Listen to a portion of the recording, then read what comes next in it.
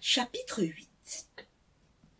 Momo qui, tout au début de l'été, avait cru que celui-ci serait le plus long de sa vie, voit les jours défiler bien trop vite à présent. Le mois d'août est entamé, et bientôt, il devra aller au collège et abandonner son ami. Il ne peut se faire à cette idée. Si lui aussi l'abandonne, Momo craint que M. Édouard se laisse mourir.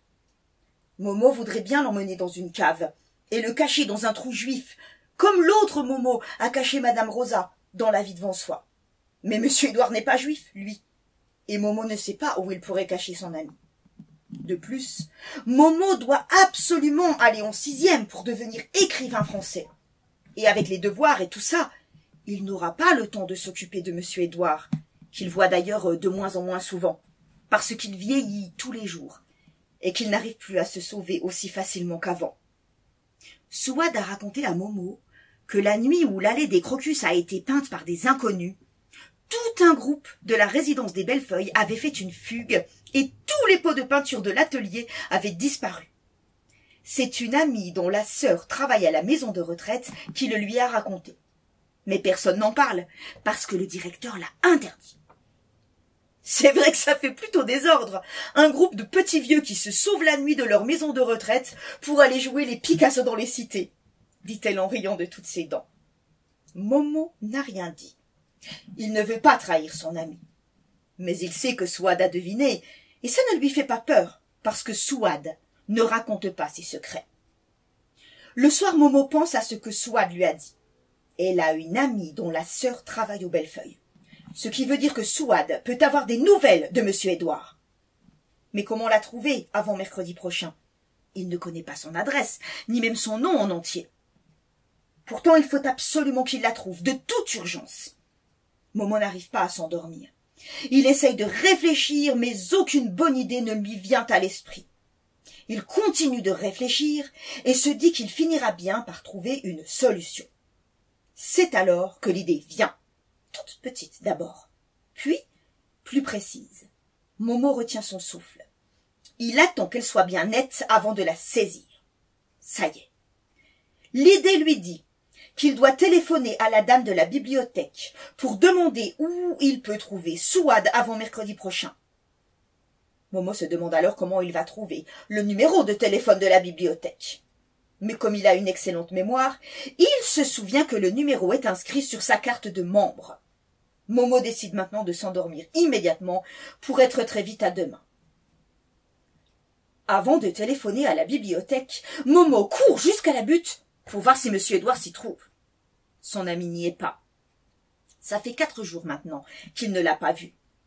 Momo, le cœur plein d'espoir, décide de l'attendre un peu. En vain. Il retourne alors à la maison et compose le numéro de téléphone de la bibliothèque. « Bonjour, dit une voix de dame. « Bonjour, madame, fait Momo. Vous êtes en communication avec la bibliothèque municipale. » Momo laisse la dame parler, car il sait qu'il n'est pas poli d'interrompre les gens, surtout quand on est un enfant.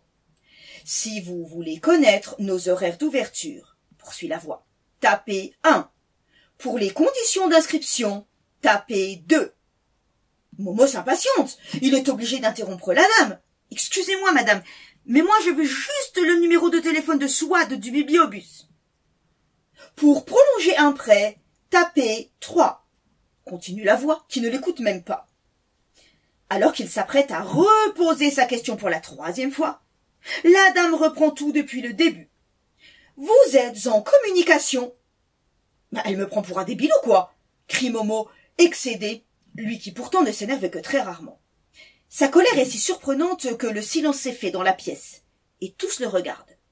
Le père, Mamadou, Boubacar qui interrompt leur partie, Ahmed qui sort de sa chambre, Yasmina qui quitte son roman photo, et Rachid et Rachida qui en abandonnent leurs ciseaux à confetti. « Qu'est-ce qui t'arrive, Momo ?» demande enfin Yasmina, très inquiète, devant les joues en feu de son petit frère. « La dame au téléphone veut pas me donner le numéro de Souad du bibliobus, » bredouille Momo, gêné d'avoir attiré tous les regards sur lui. « Fais voir, » dit Yasmina, lui prenant le combiné des mains et s'apprêtant à incendier la bonne femme qui embête son petit frère. Mais au bout de quelques secondes, Yasmina sourit, puis glousse, puis pouf, puis éclate de rire en raccrochant.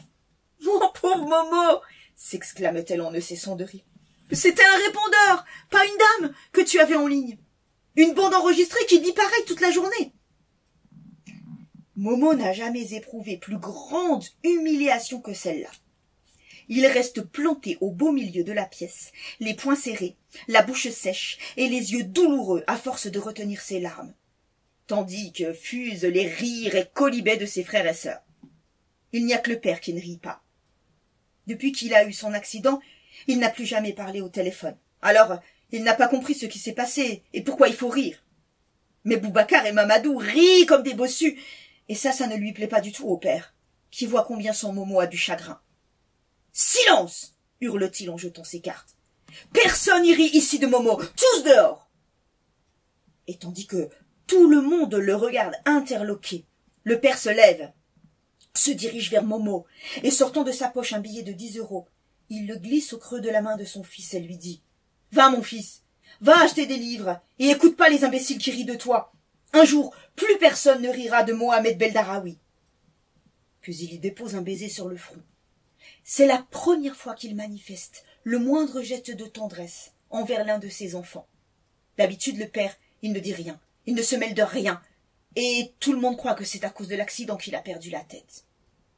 Momo, lui, comprend à présent que son père, il a toute sa tête bien accrochée sur ses épaules. Quand on est un homme, on a sa fierté, et comme le père ne peut plus travailler à cause de son dos, alors il a préféré se taire à jamais.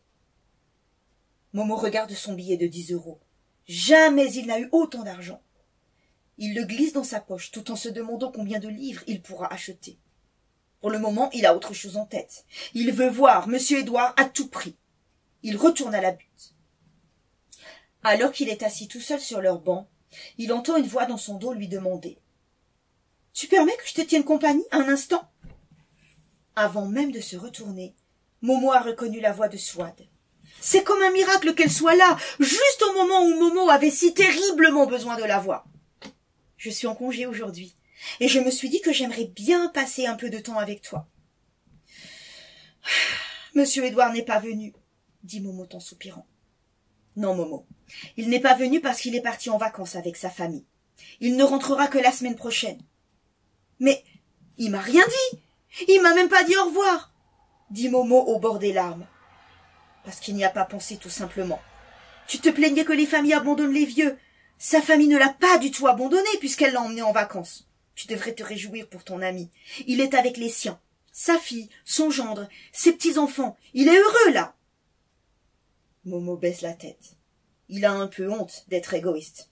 Bien sûr qu'il devrait être content pour Monsieur Édouard. Alors, pourquoi est-il si malheureux qu'il a envie d'éclater en sanglots? Comment tu sais tout ça? Demande-t-il alors à Souad. La jeune fille prend les 2 mains de Momo dans les siennes.